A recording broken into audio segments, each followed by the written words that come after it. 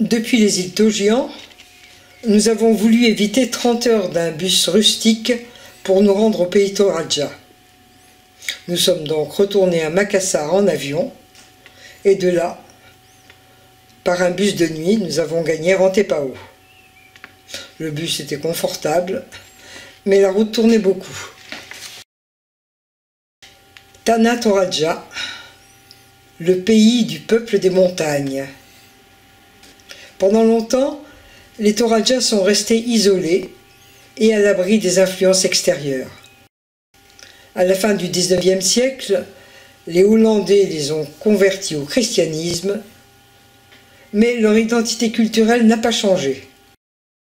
Le buffle reste toujours l'animal sacré et on continue encore à construire ces maisons aux toits bizarres, à célébrer ces funérailles grandioses et déroutantes et à tailler dans les falaises des sépultures pour les morts. Rien à voir à Rantepao. Nous logeons au centre-ville, ce sera bien pratique pour prendre des bémos et nous promener à notre rythme à la découverte des villages.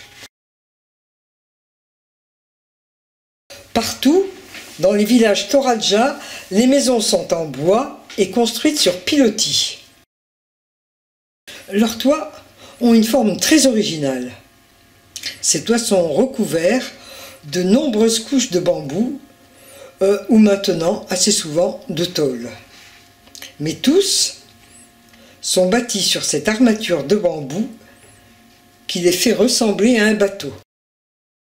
La façade est toujours ornée d'une tête de buffle, l'animal tutélaire des Toraja, et les cornes de buffle sacrifiées pour les funérailles sont exhibées sur un mât et témoignent de la richesse de la famille. Pas de fenêtres, un confort sommaire, mais des façades richement ouvragées. Et encore aujourd'hui, les artisans sculptent ces motifs traditionnels.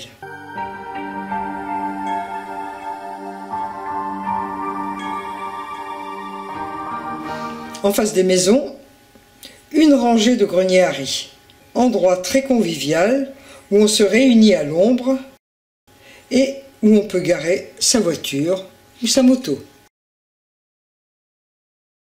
Le marché au buffle, qui se tient à Rantepao tous les 6 jours, est très fréquenté.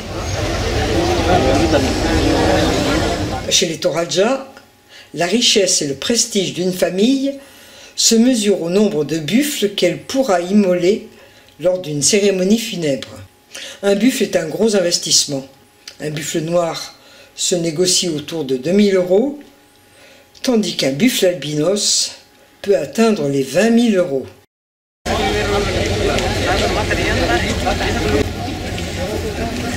Cet homme a l'air intéressé par celui-ci. Un peu vieux, mais quelle corne spectaculaire! Cela surveille les jeunes buffles que l'on rafraîchit au jet d'eau.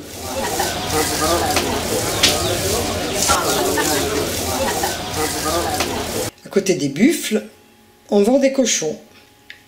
Des truies bien tranquilles, de jeunes gorées à engraisser.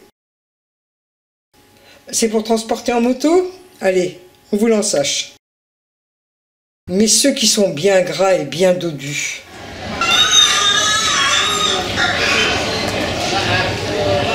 Destinés à être sacrifiés lors de prochaines funérailles, sont ligotés sur des brancards de bambou et sentent que leur dernière heure est proche. Les coutelas, fabriqués dans une forge rudimentaire, seront les instruments du sacrifice.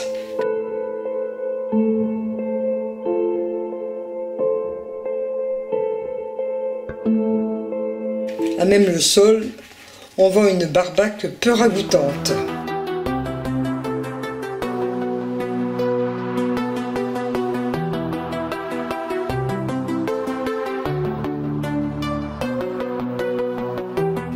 Par contre, les poissons sont bien frais.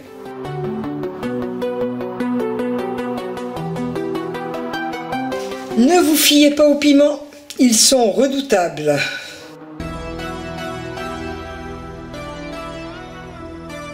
Un peu de fourrage pour les buffles, des coqs de combat, autre passion des Toradja.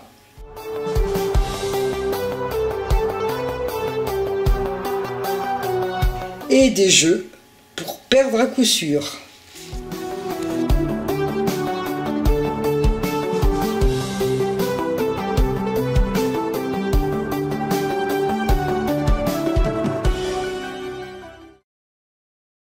Au pays Toradja, les buffles se la coulent douce.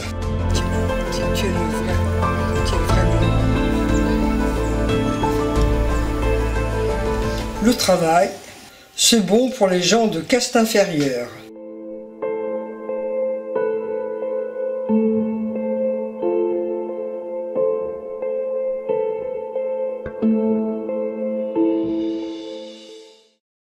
Au hasard de nos balades, on est intrigué par le bruit et par l'affluence des motos. C'est jour de fête et dans ce village, il y a combat de coqs.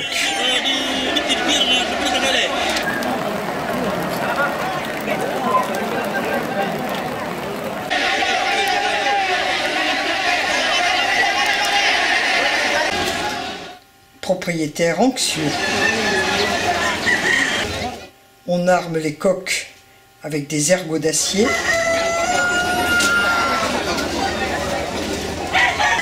On encaisse les mises.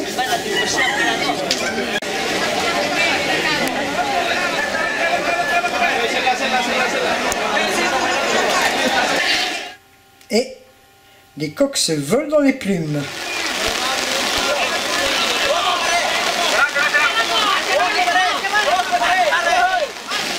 On mise à nouveau.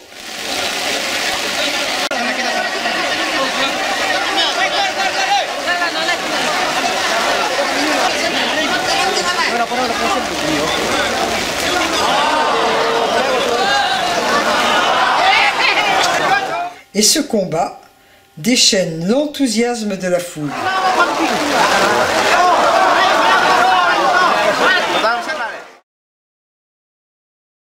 Réfugié sur la plateforme d'un grenier à riz, on regarde la pluie tomber.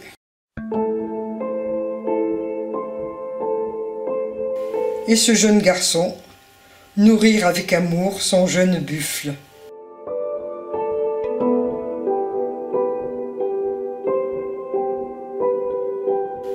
La vie ordinaire. Ses enfants jouent sur le balcon de la maison d'en face.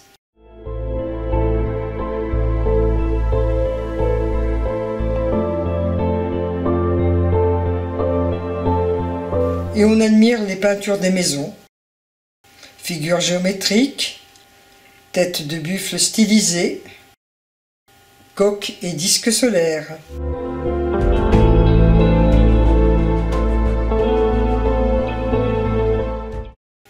Un bain de boue, quel régal pour le buffle!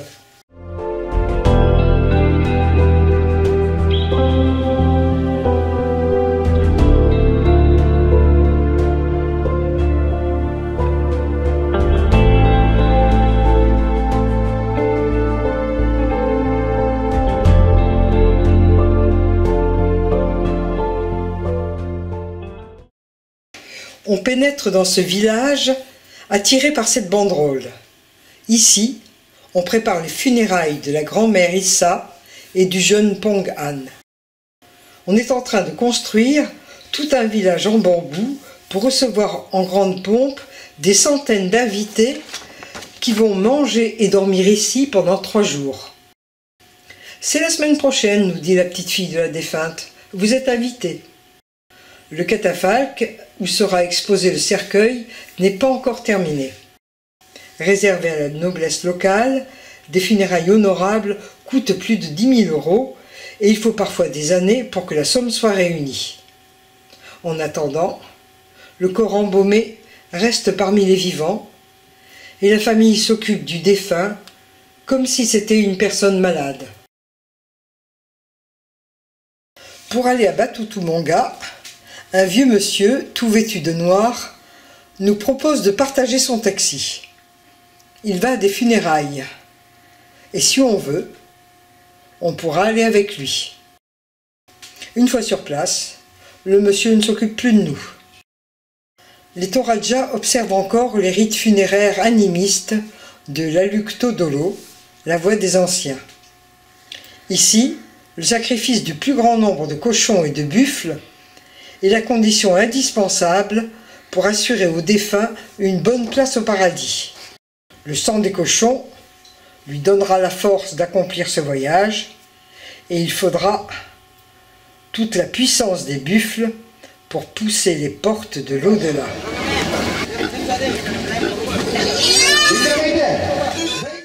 Accueil et photo, nous sommes les seuls touristes. On a construit de toutes pièces un décor de cinéma. Des pavillons de bambou à 2 étages pour recevoir les invités. J'ai l'impression qu'il y a beaucoup de choses qui n'ont pas été prises. Et en hauteur, voici le catafalque. Le défunt, c'est un officier encore jeune. De telles funérailles sont l'apanage de la noblesse. Il est 10 h du matin, les invités défilent pour présenter leurs condoléances.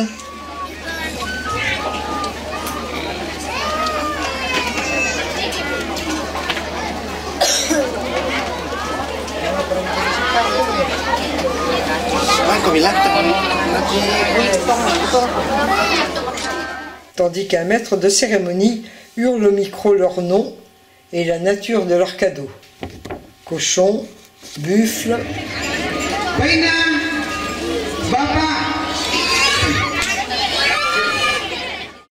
Les jeunes filles de la maison les accueillent dans leurs plus beaux atours.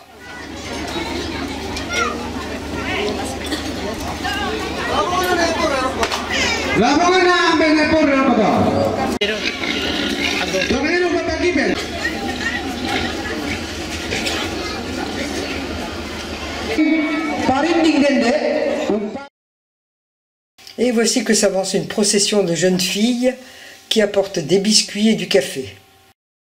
Elles servent d'abord la tribune d'honneur, tandis que les cochons couinent à mort, car aujourd'hui, c'est le 2e jour, celui des sacrifices. Les cochons sont présentés, puis emmenés plus loin pour être immolés.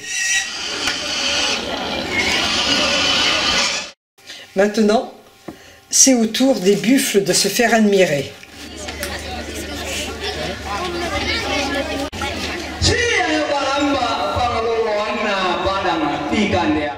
Pendant ce temps-là, assis dans un pavillon, on parle avec des jeunes filles fières de pratiquer leur anglais.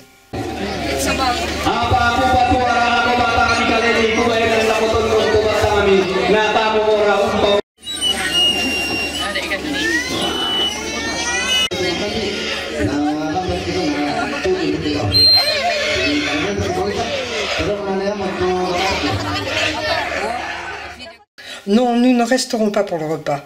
Merci de votre accueil. Belle bête, belle prestance, bonne assurance vie éternelle. Tout à nos conversations mondaines, nous n'avons pas assisté à ce sacrifice, mais un caméraman l'a immortalisé. Mon pauvre vieux, ça va être ton tour. Honorés par notre visite, nos hôtes nous font poser pour la photo souvenir.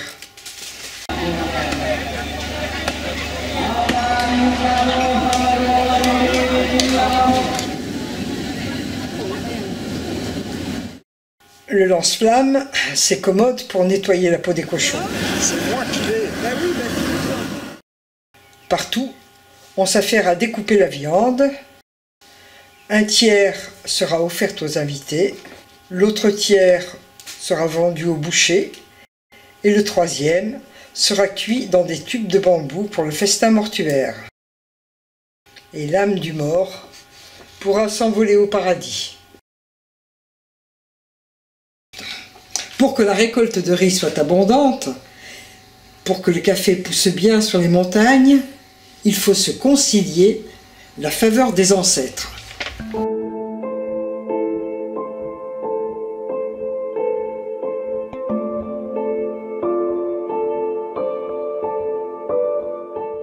dans la moindre cavité, les ancêtres sont là, ou du moins tout un peuple d'effigies de bois, les Tautau, figures tutélaires qui attireront la bénédiction des dieux.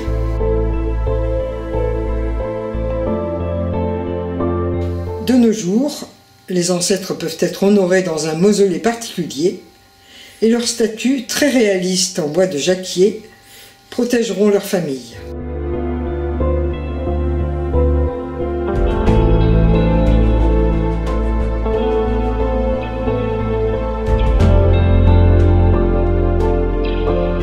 Pas question ici d'inhumer les défunts. On creusera pour eux leur dernière demeure dans un rocher majestueux.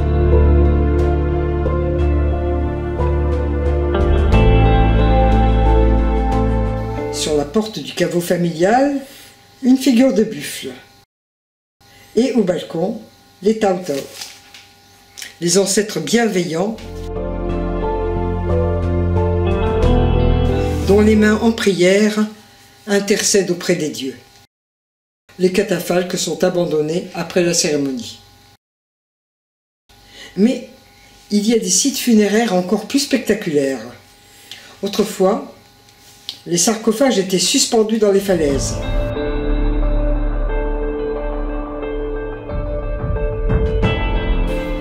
Ceux-ci, en bois gravé, dateraient du XIIe siècle. Et voici même un sarcophage en forme de buffle. Des cercueils plus modernes sont encore recouverts de tissus rituels et tout un peuple d'ancêtres veille sur les vivants.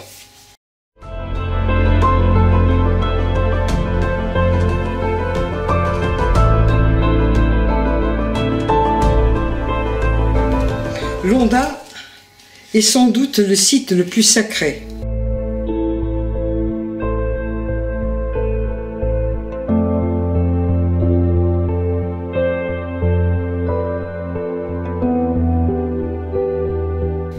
Ces grottes servent de sépulture aux ancêtres les plus nobles du pays Toraja.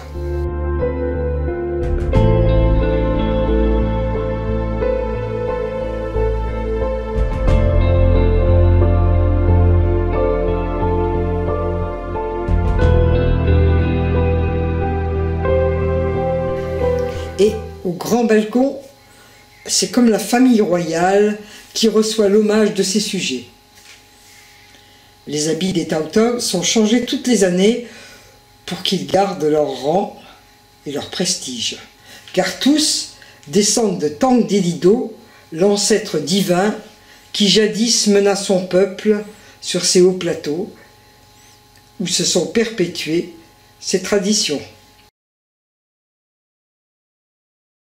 Pour terminer ce voyage en Indonésie, nous avons choisi d'aller voir les dragons de Komodo. Nous débarquons donc à Labuan Bajo, sur l'île de Flores. De là, nous comptons faire un petit périple de 3 jours en bateau à la découverte de Komodo et des petites îles de la Sonde. La destination est courue et n'ayant pas réservé à l'avance, nous n'avons trouvé à louer qu'une embarcation vétuste et assez précaire.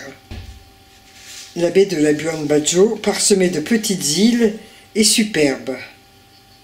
Partout des îlots inhabités.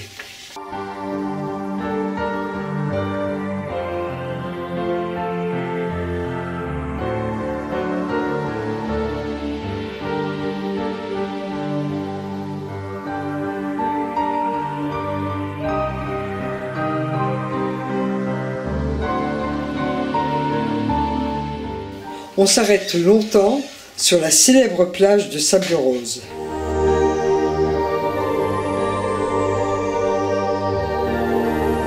Les îles sont désertes et recouvertes d'une savane brûlée par le soleil.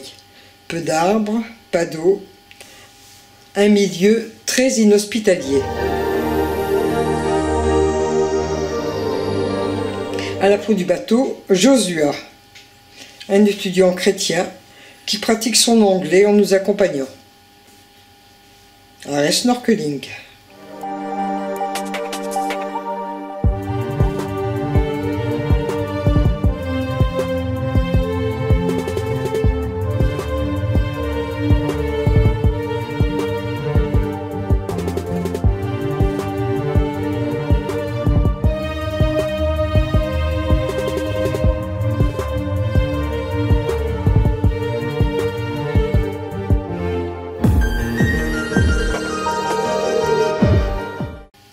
Et voilà, le bateau est tombé en panne.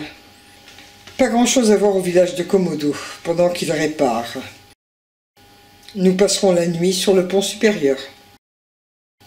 Le lendemain, le bateau n'est pas réparé et c'est sur un rafio encore plus petit qu'on part découvrir l'île de Padar. Encore une île montagneuse à la végétation rase.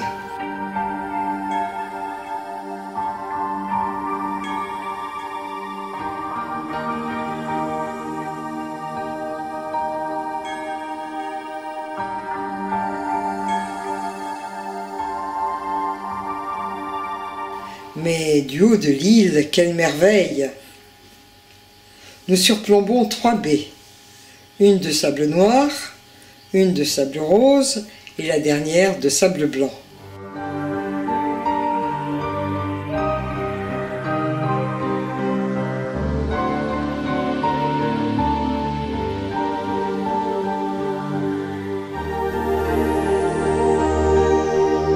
Les îles défilent et se succèdent.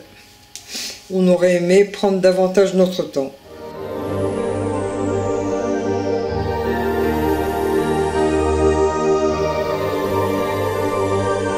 Un peu avant d'aborder au parc national de Rinca, nous montons sur notre 3e bateau.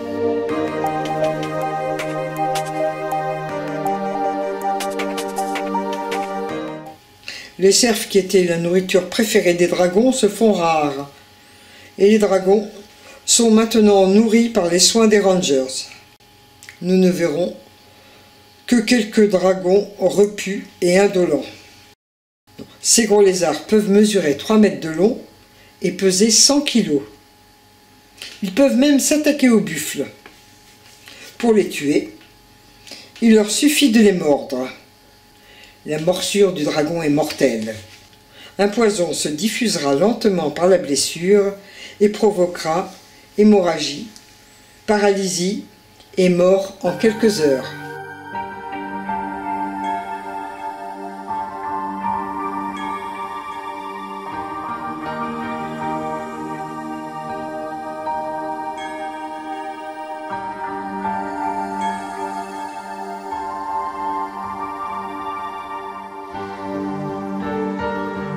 Nous mouillerons pour la nuit près de Pulo Koaba, l'île aux chauves-souris.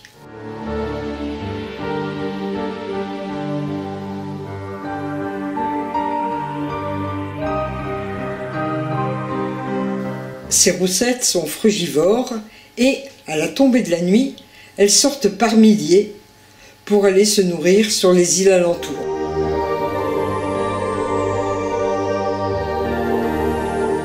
Confort plus que sommaire de notre bateau privé.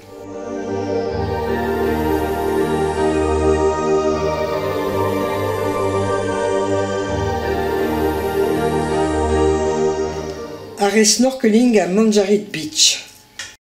Sur la plage, sèchent des petits poissons.